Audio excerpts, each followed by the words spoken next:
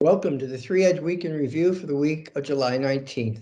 I'm Fritz Folts, the Chief Investment Strategist here at 3Edge, and with me today once again is Steve Cucchiaro, President and Chief Investment Officer at 3Edge Asset Management. Today, along with a brief update of the global capital markets, Steve and I will be discussing why is the stock market so high. Before we get to that, let's just get caught up on this week's activity in the markets.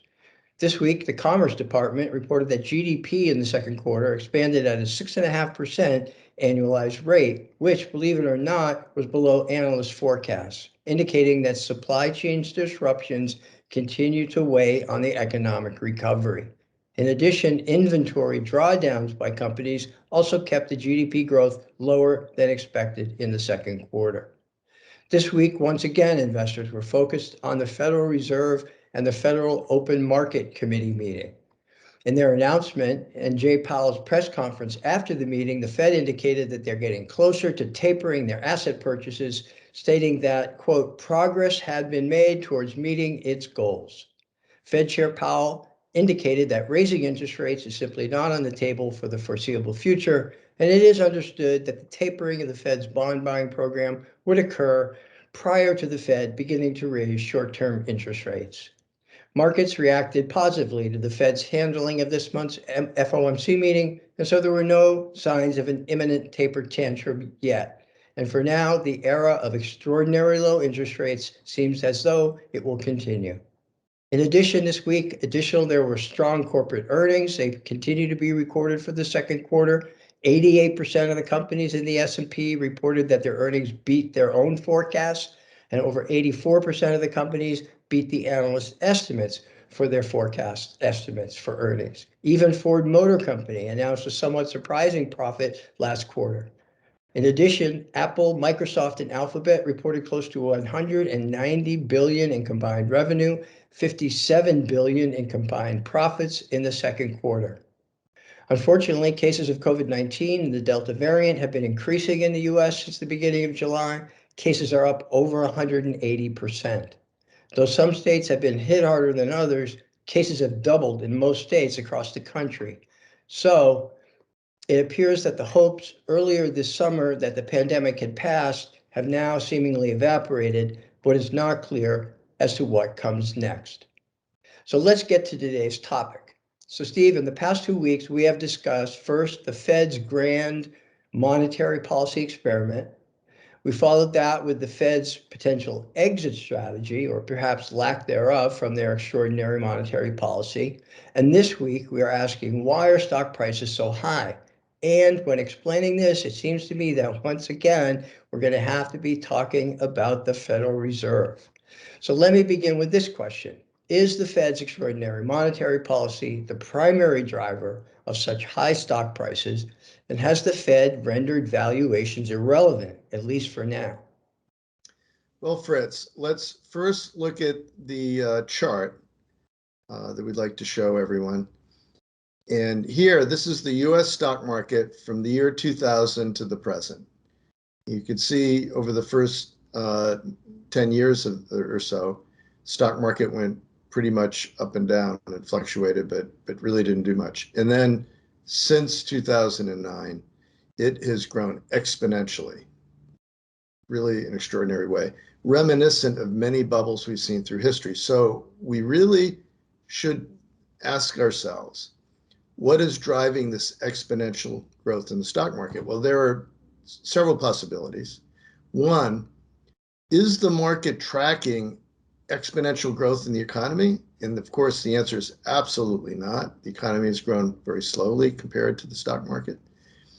Is the market tracking an exponential growth in corporate profits? Absolutely not. Except for a burst this quarter, corporate profits have been really quite modest in growth.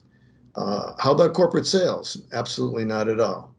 So the most likely culprit is what you suggested, the Federal Reserve Board stimulus, and basically printing money to create market bubbles.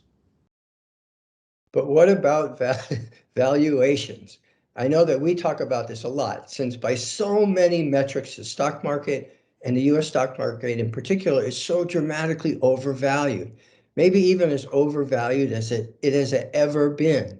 So I know it's probably not the case, but it seems like doesn't valuation matter anymore?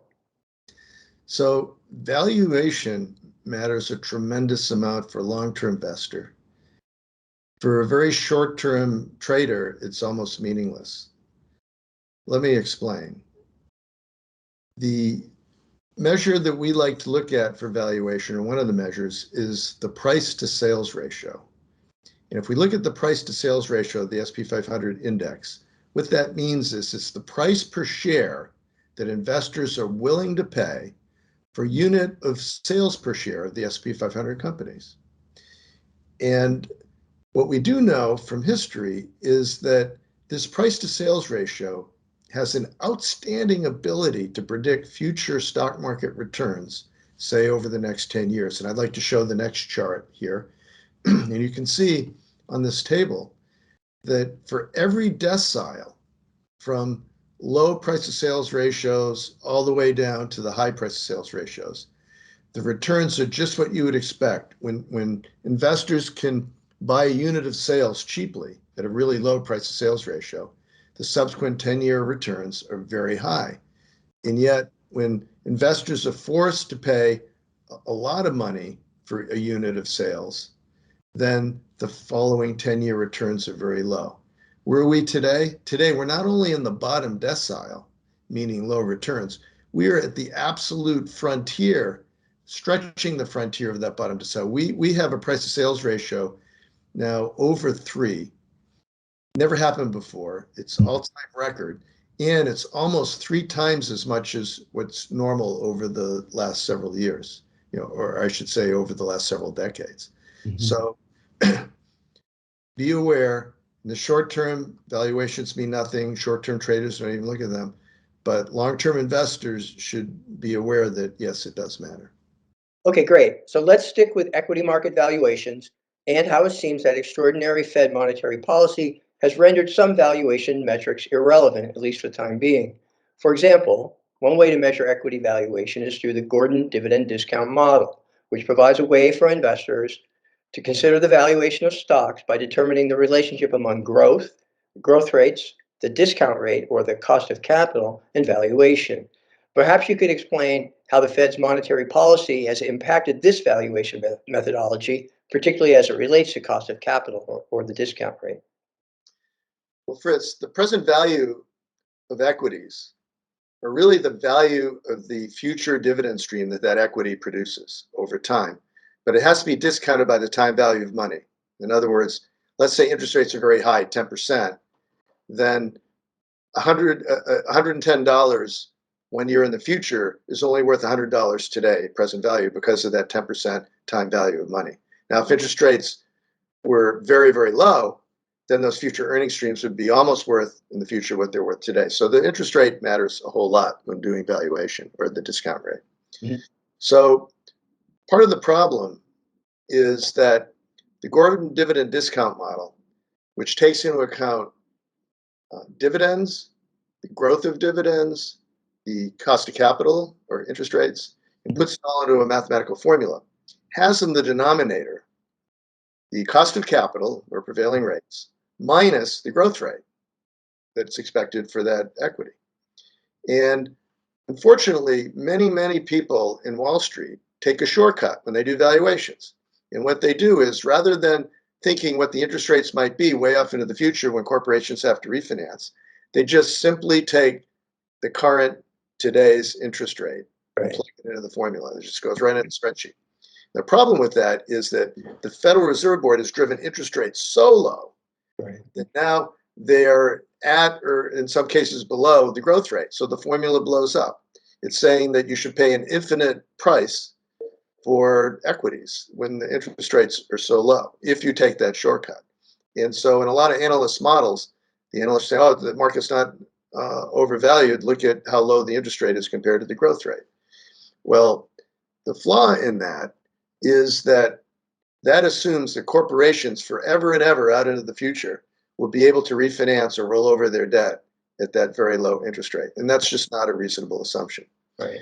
So what we've done is, first of all, to try to get away with a better mathematical formula that doesn't blow up, we've converted the dividend discount model into an earnings discount model. And we did that by taking the growth that was in the denominator and substituting the earnings retention ratio times the cost of capital. And what that simply means is that companies make earnings, they pay some of it in dividends. What they retain is what they use to build their growth. That's what creates their growth.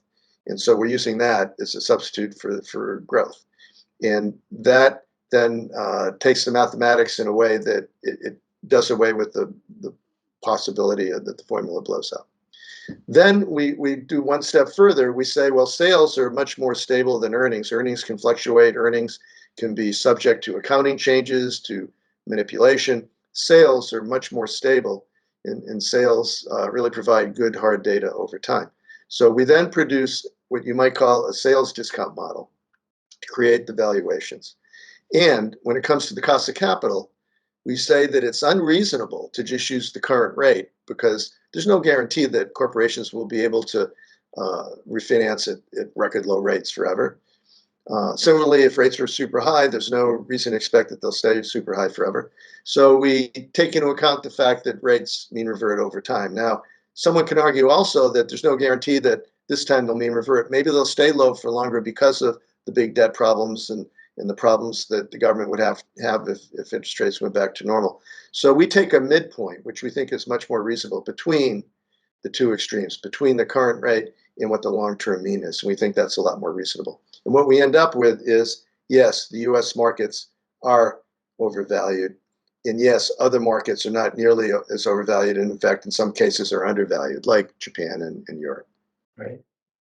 Excellent. So one thought I'm really glad that you provided that answer because I do think that oftentimes our clients don't understand all the intricacies that go into all the model work that we do. So I think actually that was really helpful to spell that out. And so my final question is the same one that I asked during the last two videos, and that is, well, okay, if the Fed policy is the primary driver of these higher stock prices and equity market valuations are as stretched as they ever have been, what can investors do at this point? So compared to history, the Federal Reserve Board and the bond market have been extraordinarily slow in responding to the pickup in inflation. We looked at all the different cycles of inflation, and we've never seen a Federal Reserve Board that's been so slow to react and holding off. And we've never seen a bond market, frankly, that's been so slow to react, or very few cases. So what that means is that in the short term, US stocks could continue to rise for some time. But one must recognize that at some point there will be a Fed exit. And once corporate bond yields start to rise, then even those Wall Street analysts that take shortcuts will find out that their models will start to come back to earth and that the overvalued equities, like we have in much of the US, will be vulnerable to a correction. So our view is in the short term, we could still see markets rising from here, especially since the Fed keeps dragging their feet on tapering and raising rates. But on the other hand, other markets are more fairly valued. Those central banks are even further away from any tightening. And Right. so we think it's just important to diversify, not put all your equities in the US bucket, but to diversify across other markets. Excellent. Wow, that's great. And thanks for that insight into the extremely important topic of equity market valuations. And so we can all be aware as we all chart our way through these just extraordinarily and potentially dangerous period in the global markets. So that will do it for Steve and me. And for next week's Three Edge Week in Review video, I'll be joined by our Director of Investment Research, Eric Beagleisen. And Eric and I will be presenting our monthly view from the Edge, where we discuss our most recent outlook for the major asset classes that make up our investment universe. And in particular, we point out any changes that we may have made to the outlook over the course of the month of July. An important programming note, following next week's View from the Edge video, we will be taking a short break from our Three Edge Week in Review videos for the remainder of the month of August in order to give all of the folks who work on producing these videos some much deserved time off. But we'll start up again in September, right after Labor Day, with a weekly Three Edge Week in Review. Meanwhile, we'll be back next week with our monthly View from the Edge. Remember, all of our videos are available on our YouTube channel as well as on our website, at 3edgeam.com. So until next time, on behalf of Steve and everyone here at 3Edge, thanks for listening.